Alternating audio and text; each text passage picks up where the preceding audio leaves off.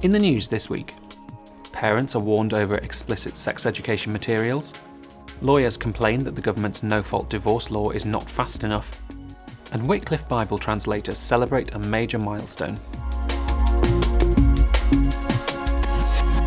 Hello. Parents are being warned of an explicit sex education resource being used in some secondary schools. Aimed at children aged 13+, the material produced by the Proud Trust features graphic activities including teaching about sex acts using body parts dice.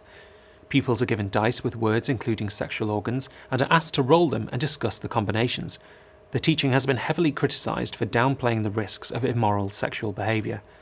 The resource says it's important to remember that some people find risky sex pleasurable, and adds that telling children about sexually transmitted diseases isn't always a positive method of learning. Radical gender ideology is also promoted, with teachers told to refer to women as a person with a vagina. The Institute's education officer John Denning said the teaching materials were not age appropriate.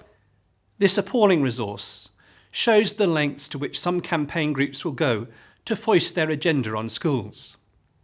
The new law on relationships and sex education doesn't require schools to introduce children to risky sexual practices or to teach transgender ideology as if it's a fact.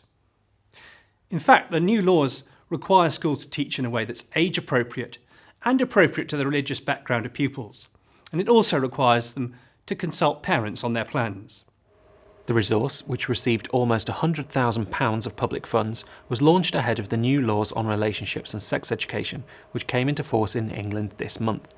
For information on what that involves and how parents can engage with schools about it, see our new guide for Christian parents. Divorce lawyers have complained that England and Wales' new divorce law is still not quick enough. Katie O'Callaghan, a partner at a London law firm, criticised what she calls unnecessary delays that string out the divorce process. She claimed no reflection period is needed for couples and praised the new online divorce portal for speeding up the start-to-finish time of any divorce. But Institute Deputy Director Kieran Kelly said the time for couples to resolve problems was already too short. The ink is barely dry on the quickie no-fault divorce bill, and now they're saying that divorce should be faster still.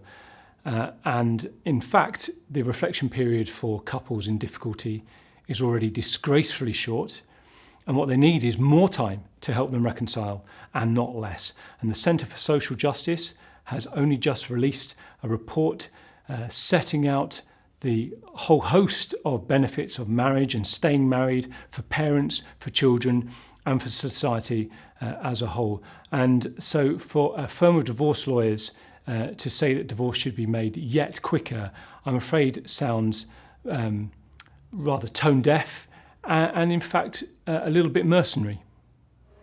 Civil servants in Northern Ireland risk being sacked if they do not use transgender people's preferred pronouns. After a recent rule change, names and pronouns are to be followed in accordance with the individual's wishes. Failure to do so persistently would be treated as harassment and could lead to disciplinary action, including dismissal. Former Finance Minister Mervyn Storey MLA said the decision would not sit comfortably with many civil servants and suggested that legal proceedings could follow. The Christian Institute's Simon Calvert said, "The Bible is clear that people are made male and female. Christian civil servants in particular will feel that to use anything other than someone's true gender goes against their sincerely held beliefs." And finally, Wycliffe Bible Translators are celebrating the Bible now being available in 700 languages. New translations in Mexico, Malawi and Nigeria meant it hit this milestone in its mission to enable all people to read or hear God's word in their language. Around 5.7 billion people can now access the complete Old and New Testaments. Senior Chief Nzombe of the Lomwe people in Malawi said she was thankful. "I'm grateful to God that I can witness this in my lifetime."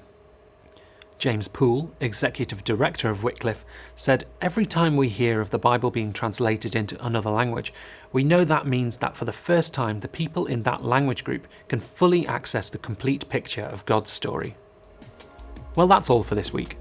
For regular updates and information on all of our stories, plus much more, visit our website at christian.org.uk. Until next time, goodbye.